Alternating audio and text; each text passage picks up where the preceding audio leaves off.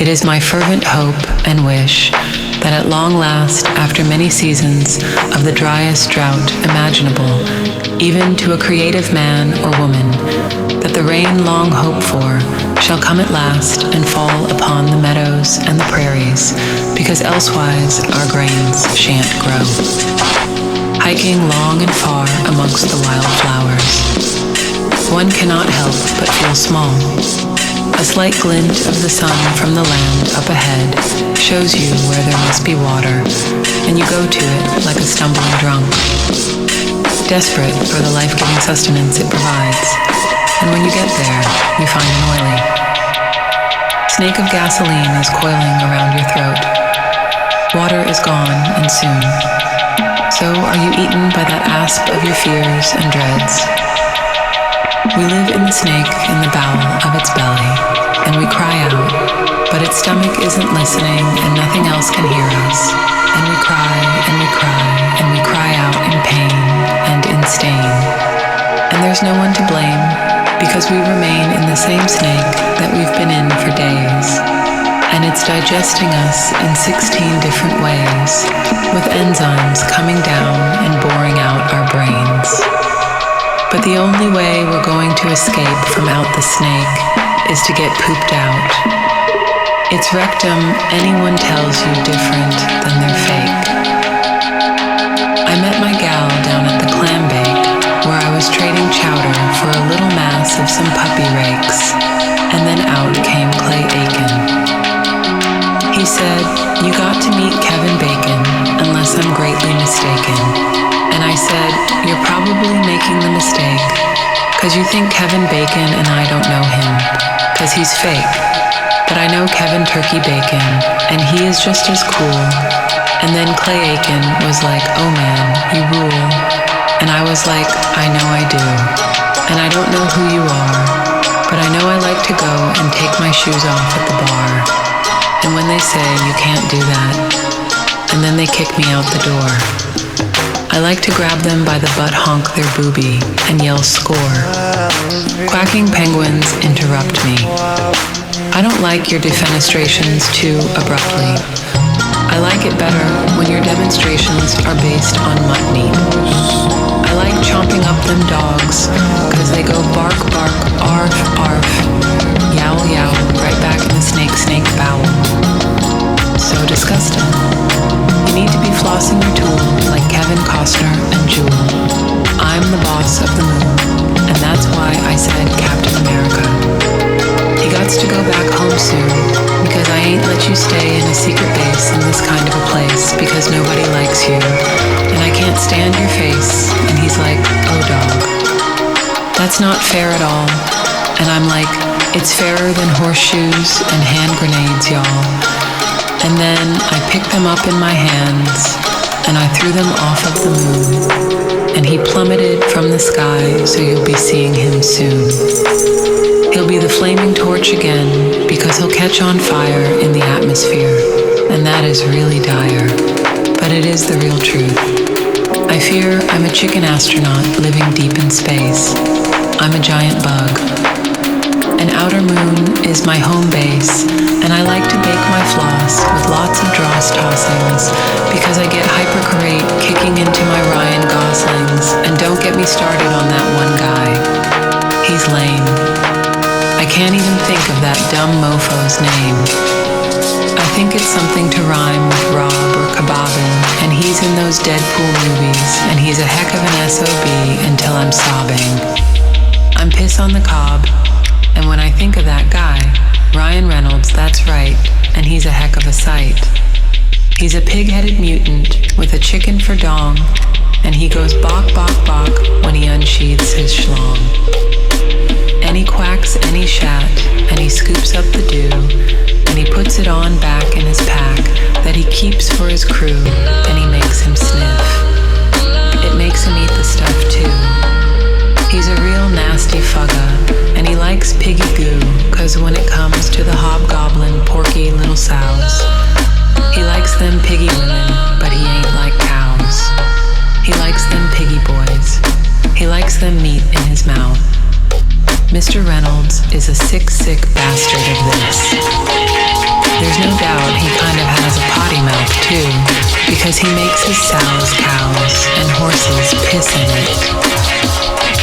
Oh, he's a nasty. I saw him teach a little classy down in Tallahassee, and it weren't classy at all. This guy liked to wear his scrotum out like he was having a ball, and I was like, Mr. Reynolds, you're disgusting as hell, and he said no. I'm way worse, so best watch yourself. And then he threatened me with violence. He threatened with guns. He threatened me with knives, with silencers, with garage wires, with tongues. He had nasty little tongues on the end of long sticks, and he wiggled them in my face, and he pulled out the old poultry dick, and then he was like, you know what's up here? And I said, I'm afraid that I do. And he said, well then get to it. And I said, fuck you. And I pulled out 6 bazookas, and I pulled out 6 bombs, and I pulled out 6 guns, and I pulled out all 6 of his moms, and I pulled out 6 of his teeth, and all 6 of his gums. And I said, if you ever come back in here, you'll be the only one. And then he's like, what does that mean? I said, I'll blow you up, because but why would I be the only one? And I was like, I'm not going to be there when I blow you up, dumbass. And I smacked his face. And then I sat in his ass. And then I pissed in his grave. And then I was like, you are one bug, hopple ding dong, hopple of a goo-goo. And he was like, what? And I was like, I already blew you up. You can't say shit, motherfuck. And then he was like, oh, this is very glacial. And I was like, you still can't say shit. And gave him a facial. And he was like, I'm going to say more stuff. And I was like, no, you're not. And I blew him up again, and I smoked him up with pot. And I'm like, whatever you're doing. It's an awful lot, but it isn't nearly enough. Ding ding dong dong. And then you whipped out his wing, wang lily wong. And then he slipped it in his bing bingity bong. And then he was like, everybody, we need to jump up on the trampoline. And I was like, to get our dings rampling, and they will get trampling, and everyone's coming. We are going to jizz on everyone I'm loving, and I like to go to the store today, because when I go shop, when I feel like I'm gay. And I said, why would you feel gay just from shopping? And he said, cause of all the dudes, butts fields, I be copying. And I'm like, wait, you sexually assault dudes at the mall? He's like, sure I do, boy don't you all. And I'm like, Mr. Ryan Reynolds, you're a piece of a guy. Your real shitty, real bastarding is sick to your thighs. You stick all over bismuth and quick to your knives, and your bisquick is getting sadistic, and I'm wearing ties. And he's like, who has the bow tie in this conversation? Nice, adorable Redenbacher, he's the best in the nation. He has every pop and core, and he pops them all himself. And I said, how is he doing? Should we check up on his health? They said he's been dead for like 24 years, and I said, serious bro. So all that popcorn money didn't help him. He's just like dead, like he got to the end of his life. He's a famous man. Everyone likes his popcorn, and now he's dead. He's just gone. He's dead. That's what you're telling me. He's been dead for a quarter century, and nobody, even Fleggin, cares. Nobody's like rioting in the street, because it's just the way life goes. Everybody dies. Is that really? What you're saying to me right now, is that really the honest truth about reality? Snap back to reality. I threw a burrito at Melody, and now her name's Melody. I'm feeling a felony assault when I pour my frenemy some salt, and I dump it on his watch, and I pour it on his crotch. I like to make tomatoes big while I watch, and I stick them in my pants and pop potatoes out my crotch. I'm one biscuit shy of your biscuit. I need some Nesquik, so get sadastic. I have technology that makes me pregnant. If you investigate, I'll say your evidence. You are highly evident. It's evident you suck, you're high, and your evidence is weak. And you put puppies in the puppy mill. Put puppies in the puppy mill. You put the puppies in the puppy mill. And I asked, who put the puppies in the puppy mill? It was the you in the situation that would be you. It wouldn't be me, cause I couldn't be you unless I were. If I were, then I'm not the guy I'm talking about. But if I'm not you, then you are not me, and so you are. I sent into you to paragraph and chicken you to death and Ryan Reynolds chicken. Dick will back till you have chicken breast on your living. Heck, that is where you live until I get a check. So if you don't pay me back your whole home, I will wreck because I smell so good, cause I'm run out of breath and smell so good. When I cover myself in heath and heather, living leather, living in a golden treasure, I smell better with Cheetos in my neighborhood. I smell better when I stuff broccoli up my pants. I love going to places where I'm not invited. Then I say, hey, is this residue so inviting pull in out a UV light looking for all the gifts? We're pulling out all the stuff that we get with this. We're pulling out all your teeth. And, oh, look at this there, fluorescent, under the black lie. Oh, whoopee whiz, I'm a wizard with the blizzards and the blizzards. I like going to goes or town and bulldozers. I bowled over a dozer with a bowl. Then I took a bulldozer oven, smushed the bowl to pulp, and everybody had to go south for the winter. But their scalp went north, and now the hinterland S are covered with human hair that shouldn't even be there. But it is anyway, because hinterland's diplomats had their say. Chicken, birds, and chicken bread, living in the countryside. Chicken bread and chicken birds ride or die. Chicken bread birds live and everywhere occur to you that you could be a courage of tiny chicken wing. You could be the courage of a tiny chicken wing. And when your sails have set their vast remove, and when your chicken paste is underneath the shores. Oh, and your boat has Rona, sure you cannot slice the bait into. And if you did, you'd never try. You cannot slice the bait in twain, because there's no respect for the goats that came before, because they're dead 6 feet beneath the floor, who really cares? Nobody thinks, nobody knows, nobody even knows. So why are you so sad? Went for all you know. You should be glad you everyone's a chicken, and there's chickens right here now. And there's porcupines inside a velvet turnip cow. And if you ever found a noose inside a Lego man caboose, then you know it's not the silent type. We're setting guillotines in the streets so we can cleanse ourselves of these thieves talking Richie riches and their nasty little briefs. We need to pork them into suet tanks. I mean septic tanks running with rivulets of suet from the flanks of the richest dudes and gals so they can't pile around no more. We're gonna grind them up into the floor and we'll put them all on our crops and they'll grow up big and strong. And we will not have all the lopsided distribution in society, and people will rejoice. The realized immigrants and gay people weren't why they were broke. It was the people who actually were confiscating all the wealth of the middle and lower class that were actually responsible for the lack of wealth in the middle and lower class the whole time. Who could have predicted that I don't know? It's not like anyone pointed out or predicted it hundreds of years ago. There's no way it could have been known. Vast ocean of ham bone, vast ocean of chicken suet in the sea. There's nothing there but a lot of plastic, and that means a lot to me. I think the real North Pole, where Santa doth dwell, is living in that plasticine hell in that zone where the pelicans croak. That's where the elves cavort and roam.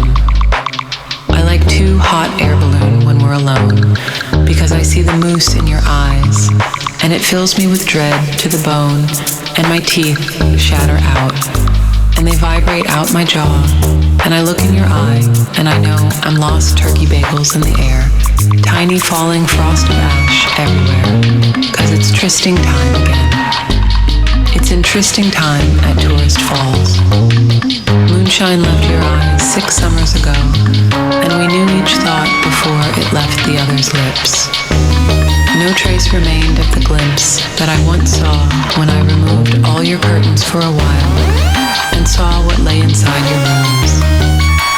So scant and bare, but there was a meaning and significance to everything that was there, and since that time, it all has left, and there's nothing deep in your heart. Save your breath, it makes me sad.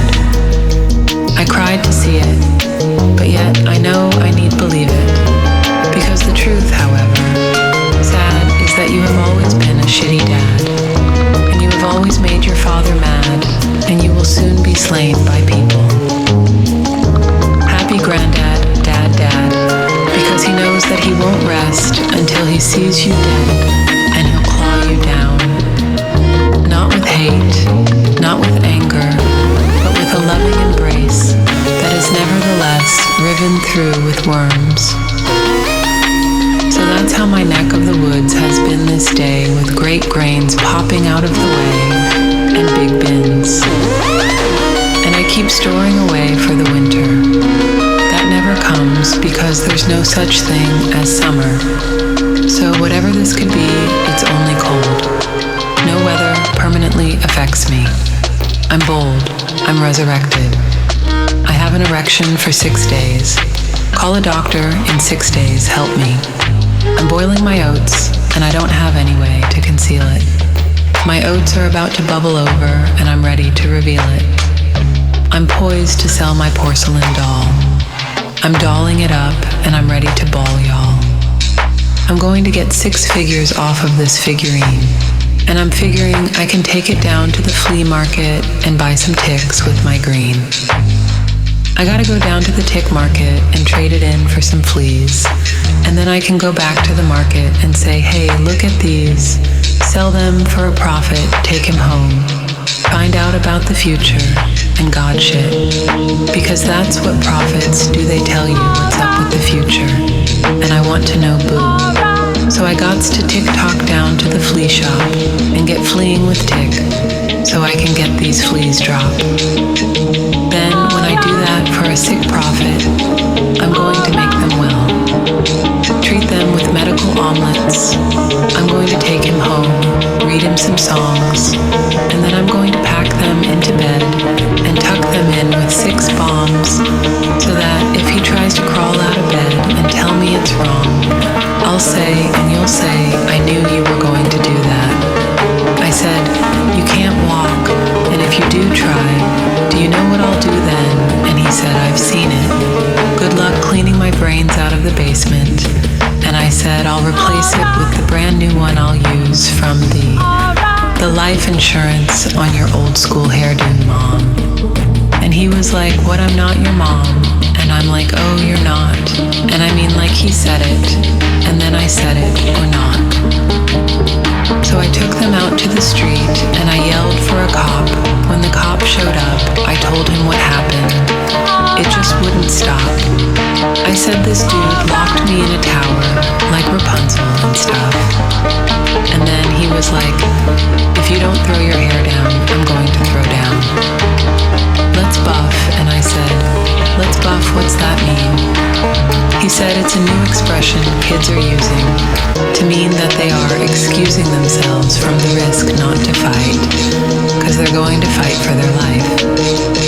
It's like it's on the open mic, and I'm like, hot mic or open mic, and he said hot. Mike is better, so he ripped out his pants and he put on new ones of leather and a halberd and a halter top. And by then the cops and see enough said stop. Don't do that. Take that off. And you said fine. You took it out. Tell you was flopping his wing long, having a hell of a time. And there they were like, okay, put them back on, but you're still going to jail.